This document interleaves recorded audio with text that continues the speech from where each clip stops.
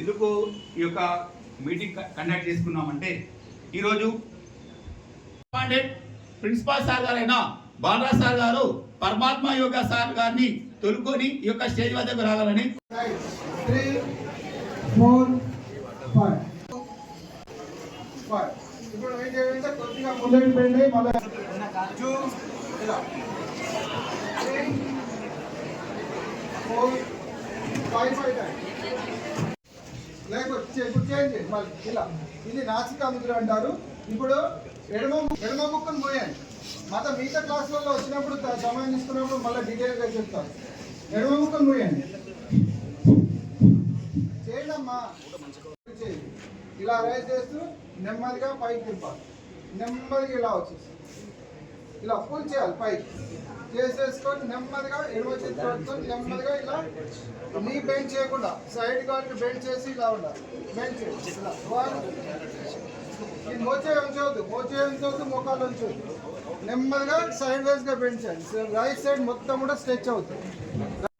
ముక్కు దగ్గర చివరి భాగం తెచ్చేసి ముక్కు దగ్గర శ్వాసను గమనించండి. గాలి ముక్కు నుంచి లోనికి బయటికి ఎలా వస్తుంది గమనించండి. కళ్ళు మూసుకొని సంబంధించింది కాదు. ఎవరిని మనం కళ్ళు మూసుకొని మీ మనసును ముక్కు దగ్గర శ్వాసను గమనించండి.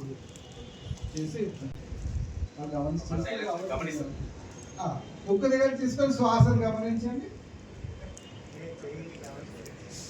కానీ మనం రోజు 10 నిమిషాలు చేసినా కానీ అన్నింట్లో ఉంటుంది.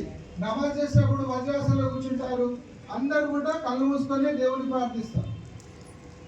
దగ్గర మీ శ్వాస గాలి లోనికి బయటికి ముక్కు నుంచి ఎలా వెళ్తుంది గమనించండి.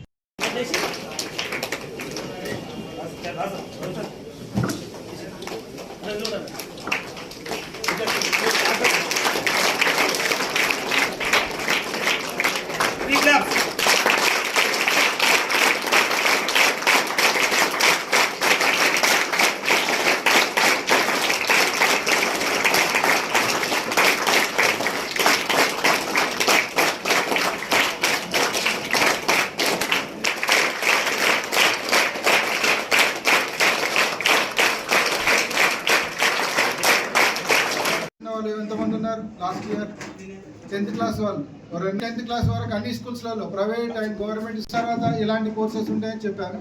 ఒకే సందర్భంగా కాబట్టి మాట్లాడవలసి. అయితే యోగా అంటే ఏంటి ఎవరైనా చెప్తారా? ఒకరిద్దరని. మన జీవితాంతం పుట్టినప్పటి నుంచి చనిపోయే వరకు మనం ఎలా ఉండాలనేది యోగా నేర్పిస్తుంది. ఏ మతానికి కానీ ఏ కులానికి కానీ సంబంధం ఉండదు. యోగా అది ఒక జీవన మనం ఉండే ప్రతి ఒక్క మనిషి ఎలా ఉండాలి, ఏ టైంలో ఏ సమయంలో ఎలా ఉండాలి అన్నీ నేర్పిస్తుంది అనమాట.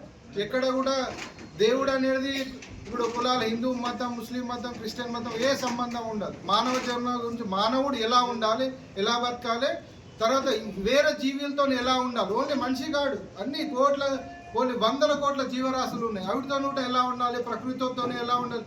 ప్రకృతితోని మైనమైనది యోగా. యోగా అందులో చాలా సూత్రాలు ఉన్నాయి. దీనికి ప్రధానంగా పతంజలి మహర్షి మనకు ఈ యోగాను తీసుకొచ్చాడు.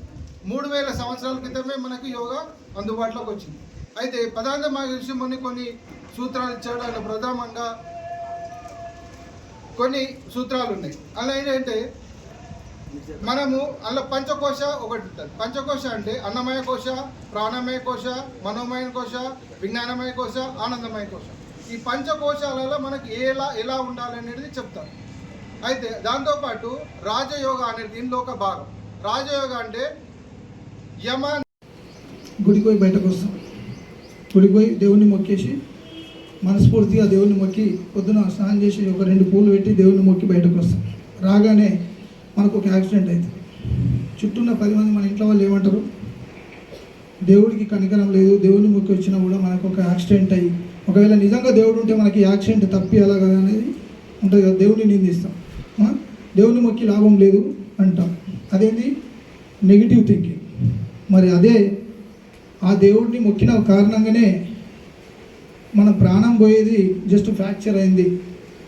ఓకే, మనము కనిపించకుండా పోయే వాళ్ళం అట్లీస్ట్ ఉన్నాము అనేది పాజిటివ్ థింకింగ్.